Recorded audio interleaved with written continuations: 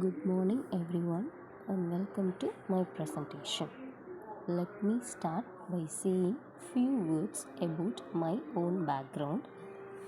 I am T Nandhinipriya, Assistant Professor, Department of English, JJ College of Arts and Science. As you can see on the screen, our topic Ozimandis.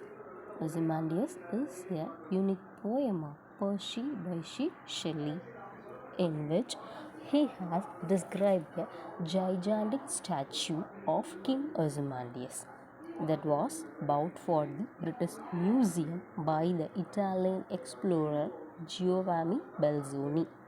It was written in late 1817 as part of a competition between Shelley and his friend Horace Smith, and it was published in the Examiner in January 1818. Percy Bysshe Shelley's biography. Percy Bysshe Shelley was born on August 4, 1792 at Field Place near Horsham in Sussex to Sir Timothy Shelley and Elizabeth Pelfold.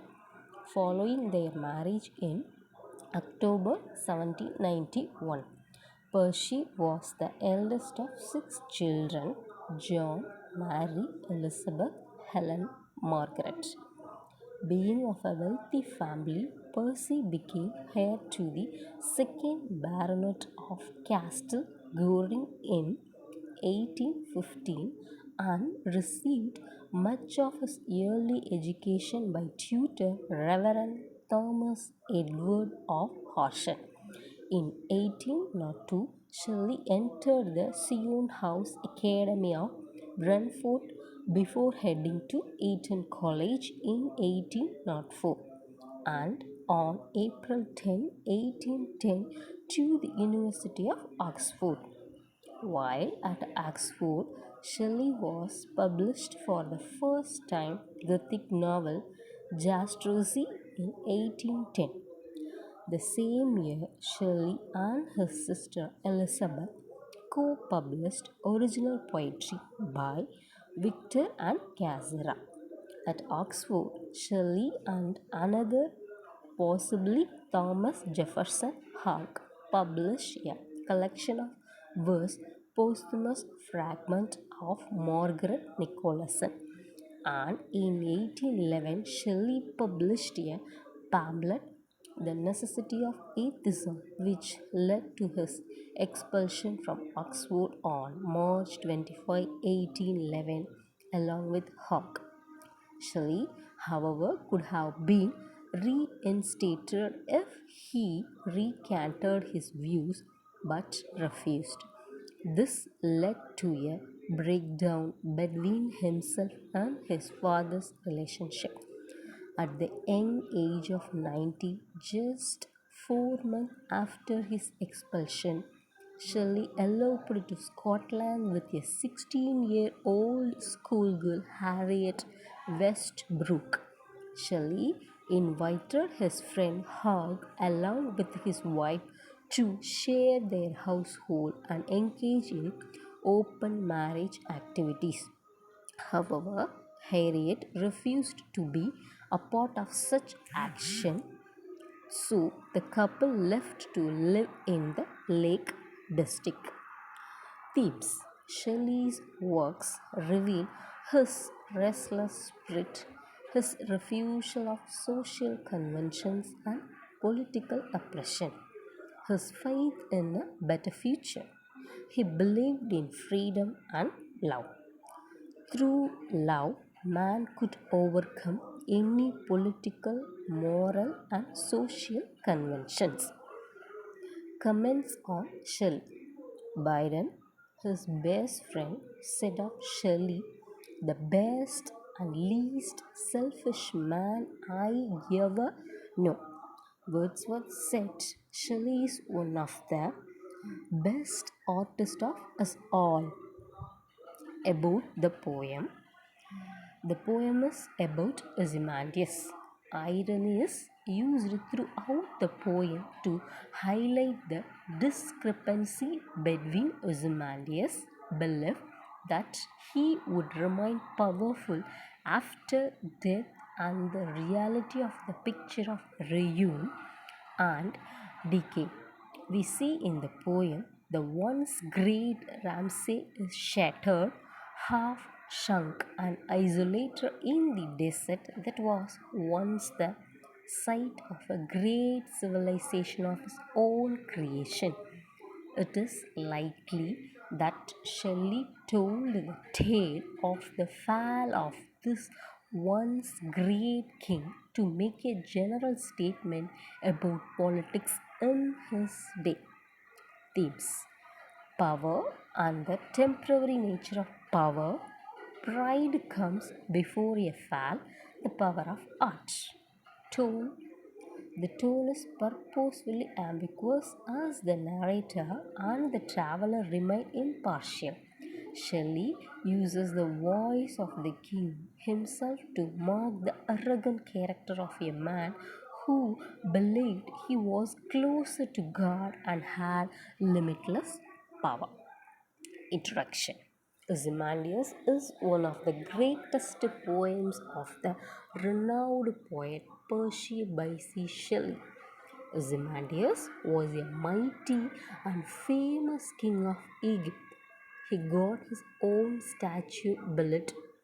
The poet came to know through a traveler that Ozymandias' statue was seen by him in a broken condition. His trunkless statue stands lonely in the desert. Under the statue are inscribed the words, "My name is Ozymandias, King of Kings." Thus, in this poem, the poet brings out the vanity of human pomp and power.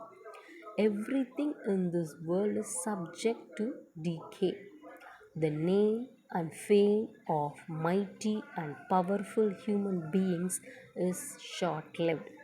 Time may be a great healer, but it is also a merciless destroyer. Ozymandias: I met a traveler from an antique land who said two vast and trunkless legs of stone stand in the desert. Near them on the sand, half sunk, a shattered visage lies, whose frown and wrinkled lip and sneer of cold comment tell that its sculpture well those patients read which yet survive stamped on these lifeless things, the hand that mocked them and the heart that fed. And on the pedestal these words appear, "My name is Ozymandias, King of Kings. Look on my works, yeah, mighty and despair. Nothing beside remains around the decay of that colossal wreck, boundless and bare, that lone and level sands stretch far away." Structure: it is a sonnet. It has an octave and sestet, each with their own themes, and line 9 contain a turn in the poem. It is a Petrarchian sonnet. Structural analysis: Ozymandias is written in sonnet. Perhaps this could be bitterly sarcastic tone of the narrator, making a joke about the subsequent fall of power. There is no pattern to rhyming scheme which reflect the natural speech tones of the narrator. The last line of the poem becomes increasingly more fluid and the tone is more calm tone compared to the previous lines in the poem. The poem is also written in iambic pentameter. The rhyming scheme of Ozymandias is irregular, which could reflect the damaged and broken power of the ruler. My Lost Duchess is an example of dramatic monologue. The poem uses a lot of caesura and enjambment, which could show that the narrator is attempting to gather their thoughts together. My Lost Duchess is also written in rhyming couplet and iambic pentameter, like in Ozimandis. This actually reflects the style of romantic poets at the time, despite how ironically this poem is seemingly sinister and dark. Summary: the speaker describing a meeting with someone who has traveled to a place where ancient civilization once existed. We know from the title that he is talking about Egypt. The traveler told the speaker a story about an old fragmented statue in the middle of the desert. The statue is broken apart, but he can still make out the face of a person. The face looks stern and powerful like a ruler. The sculpture did a good job at expressing the ruler's personality. The ruler was a wicked guy, but he took care of his people. On the pedestal near the face, the traveler reads an inscription in which the ruler Ozymandias tells anyone who might happen to pass by, basically, look around and see how awesome I am. But there is no other evidence of his awesomeness in the vicinity of his giant broken statue. There is just a lot of sand as far as the eye can see. The traveler ends his story. Explanation: the poem Ozymandias by P.B. Shelley tells the partial story of a once mighty king whose works are now in waste. The poet paints a picture of a once powerful king whose kingdom no longer exists. Shelley makes use of contrasting imagery to show that time is the conqueror of all. The poem is one the poem's one stanza is sufficient to sum up the remains of Ozymandias' life, and from the very beginning, the poet distanced himself from the king, not even able to tell the forgotten story himself. The narrator must rely on a traveler from an antique land. The word antique being very important because it brings time into the mind of the reader very early. The land does not have to be far away, just very old. The first four lines of the poem paint the picture where the remains of Ozymandias' kingdom lie. The traveler starts out by describing a human figure made of stone in the desert.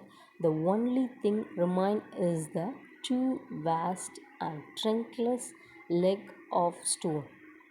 The leg being vast yet trunkless are two contrasting images. The statue that was there was a huge, important man no longer stand except for two legs. The legs are in a desert, giving a image of a vast, barren land with just the remains of this statue. Well, that is all I have for today. Let me now summarize our topic. Ozymandias is one of the greatest poem of the renowned poet P.B. Shelley. Ozymandias was a mighty and famous king of Egypt. The name and fame of mighty and powerful human being is short-lived. Time may be a great healer, but it is also a merciless destroyer. Thank you.